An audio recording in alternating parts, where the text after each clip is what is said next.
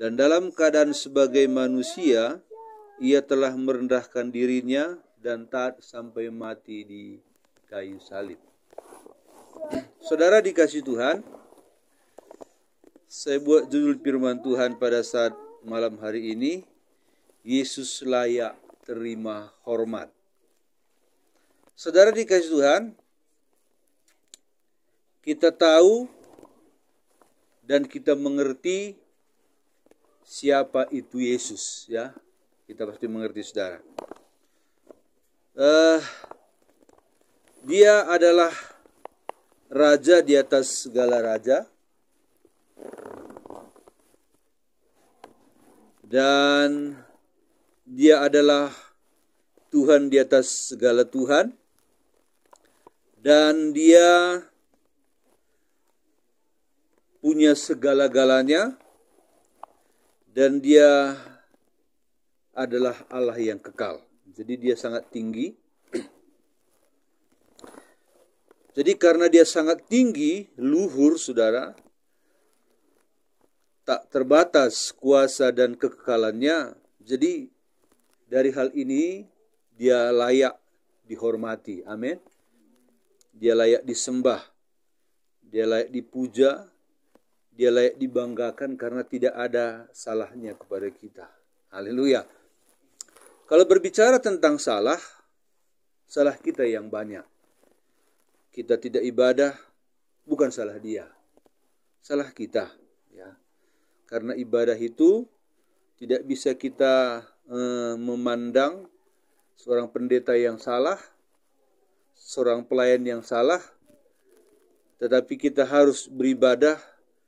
Biarpun seorang pelayan yang melayani tidak seperti yang kita harapkan, biarpun pendeta tidak seperti yang kita harapkan, tetapi kita harus beribadah. Kita mau kemana pergi beribadah kalau Tuhan sudah tetapkan para hamba Tuhan dan para pelayan? Kalau itu menjadi alasan kita, maka kita yang salah. Amin. Jelas kita yang salah, ya.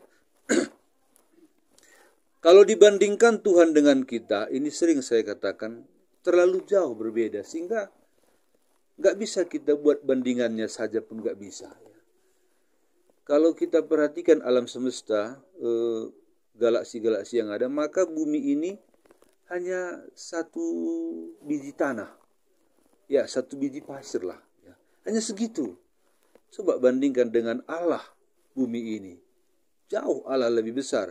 Dibandingkan dengan kita, nah, sudah jauh, nggak bisa lagi kita bilang satu banding sekian, ya. Bandingannya kita banding kekal. Wah, sungguh susah untuk membandingkan itu. Nah, tapi saudara dikasih Tuhan,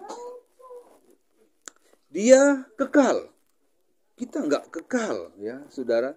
Kalaupun kita kekal, kekekalan kita itu mengerikan, ya. Kita memang kekal, ya. Karena waktu kita mati akan masuk kekekalan.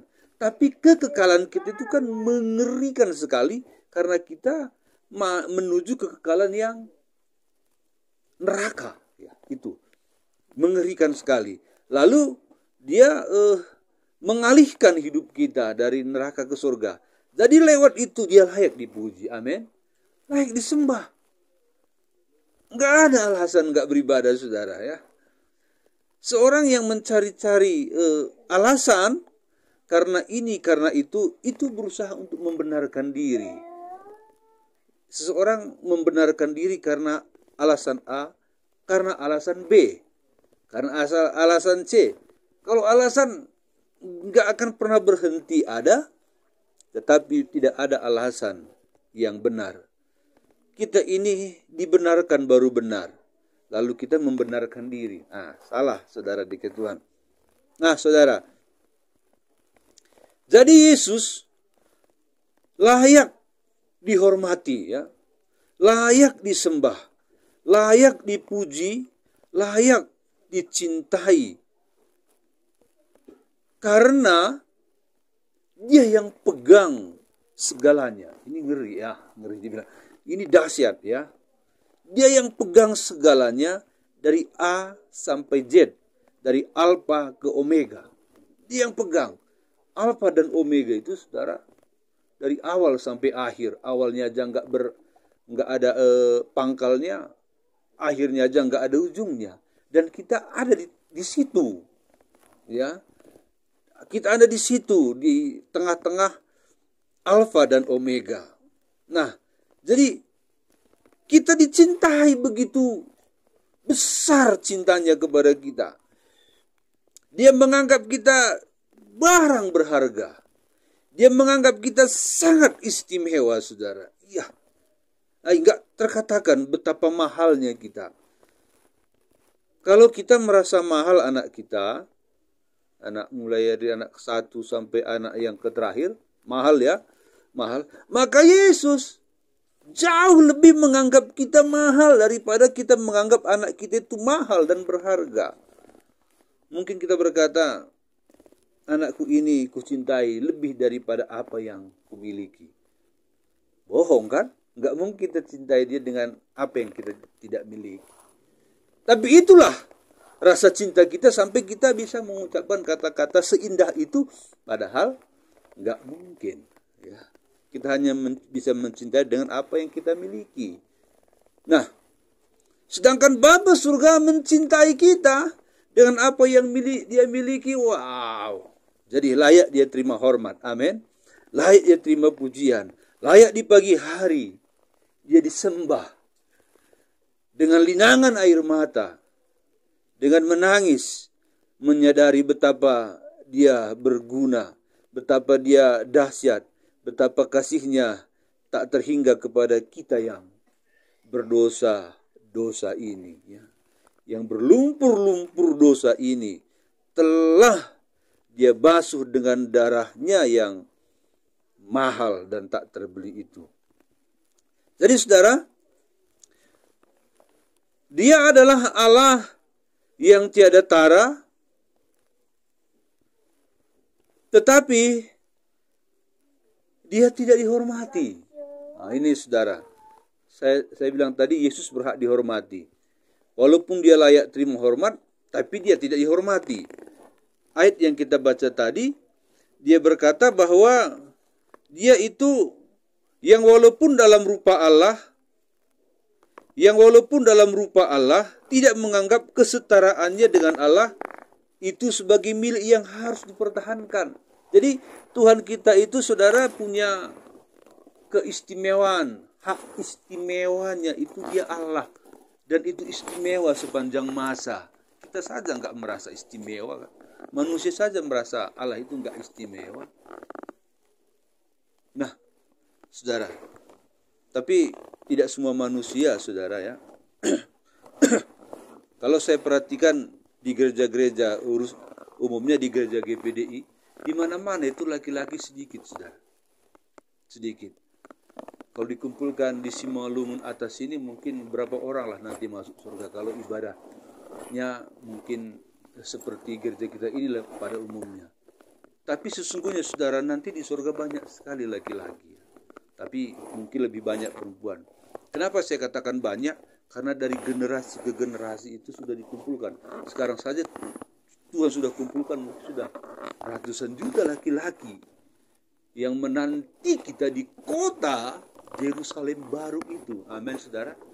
Itu satu kumpulan yang sangat meriah. Ya, sangat meriah. Nggak bisa dibandingkan meriahnya dunia dengan meriahnya Yerusalem baru itu. Kalau kita punya uang, mungkin kita tahu, saudara, jalan-jalan ke Yerusalem, mungkin singgah sana, singgah sini, situ ya. Betapa meriahnya itu kan, saudara. Betapa meriahnya berangkat sekeluarga,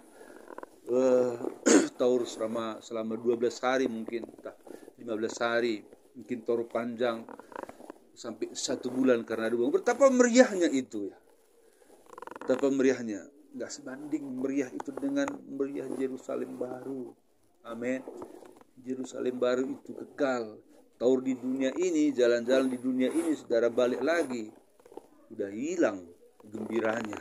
Tapi surga, Yerusalem baru, nggak akan hilang-hilang meriahnya itu. Karena Allah selalu menciptakan yang baru. Amin. Dunia ini saudara kita lihatnya itu baru, padahal sudah lama ada kan. Tapi nanti di surga Tuhan jadikan semua kita lihat seperti baru. Ya, baru gitulah ya. Baru. Nah, seterusnya saudara, Yesus Raja segala raja tidak dihormati. Iya, Raja segala raja enggak dihormati ya. Enggak disayangi, enggak dicintai, enggak disembah. Padahal dia layak terima itu. Bukan hanya layak, layak kali sejuta layak. Ya, dia layak terima itu.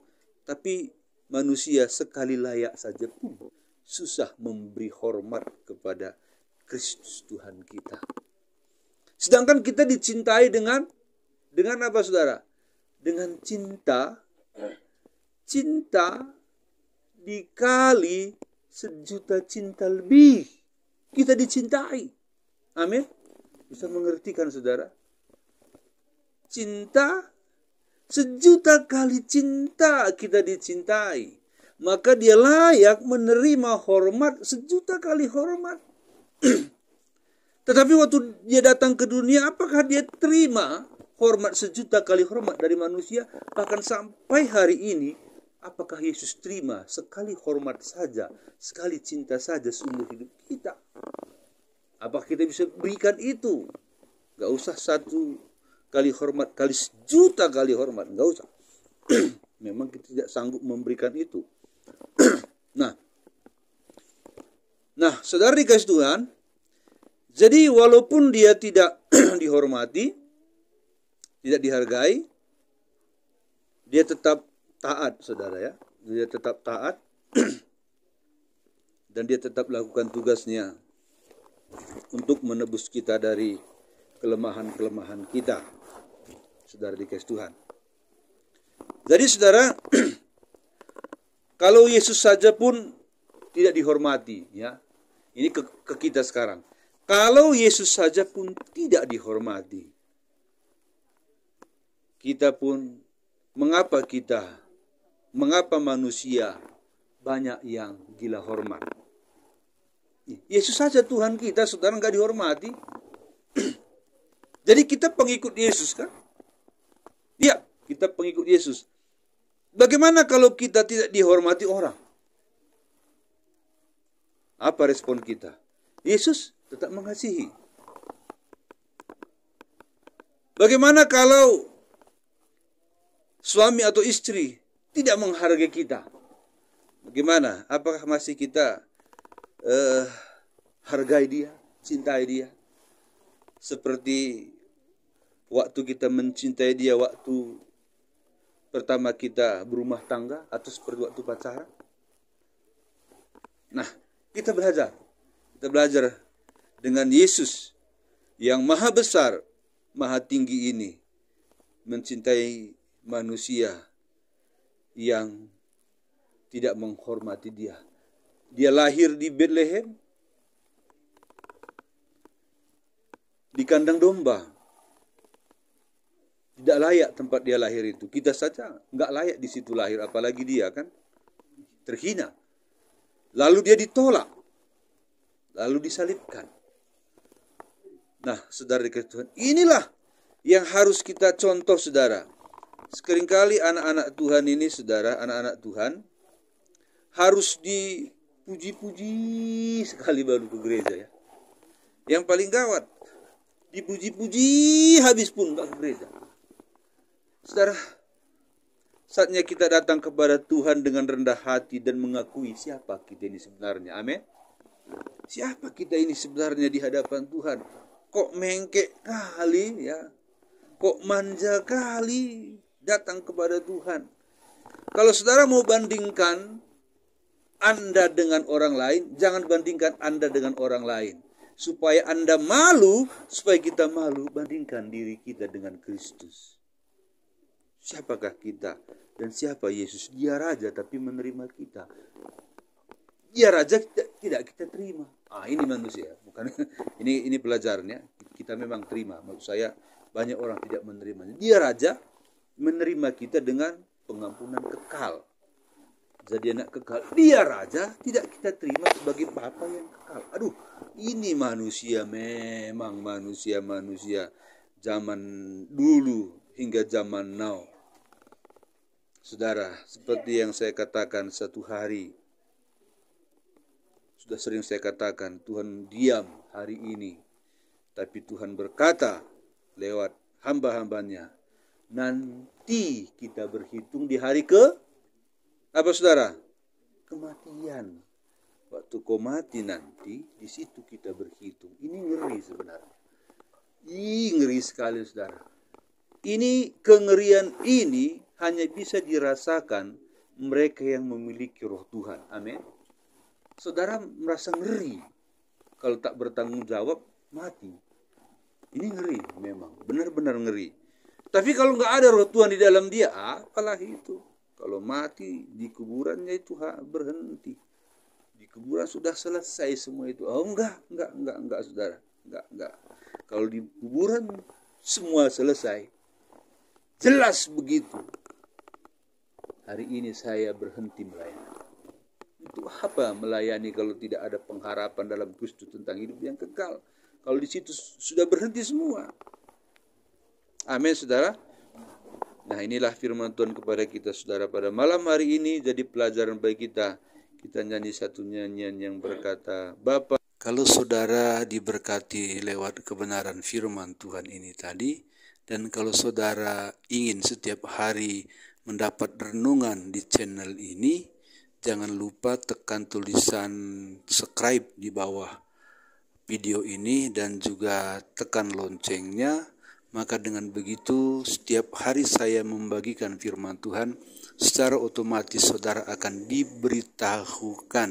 Dan juga jangan lupa kasih jempol dan juga kasih komentar, karena ini masih channel baru, tolong didukung. Tuhan Yesus memberkati.